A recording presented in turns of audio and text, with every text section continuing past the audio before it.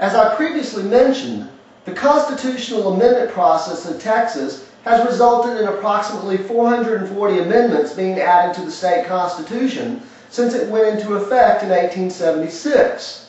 Many of the proposed amendments deal with specific public policy issues.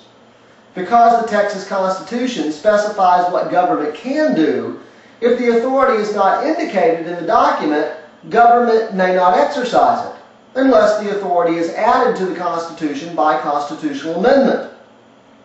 Over the 130 years since the state constitution first went into effect, many circumstances and conditions have emerged that the Constitution's makers never anticipated in 1875 when they drafted the document. Subsequent generations of Texans have had to confront the challenges nonetheless by specifying new authority through constitutional amendment. A quarter century ago, when I took this very course that you are currently taking, my professor, Burl Pettis, referred to this approach of incorporating increasing policy detail in the state constitution as a perpetual product of Reconstruction. That phrase has stuck with me ever since. At the time, I had no idea what he meant by it. It was the way that he said it that forever etched it into my memory.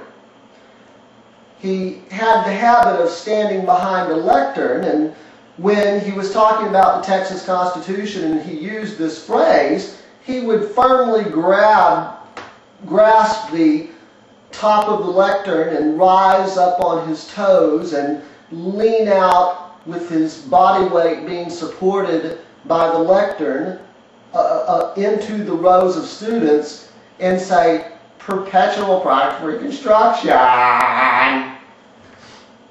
Well, I didn't understand what he meant at the time, but as I said, it was forever etched into my memory. And it wasn't until a few years later, when I found myself standing in front of a class for the first time lecturing on the Texas Constitution, that it hit me. Suddenly I understood. Essentially what he meant by the phrase perpetual product of Reconstruction was that it was easy enough to understand why Texans in 1875 would have taken this approach to constitution making.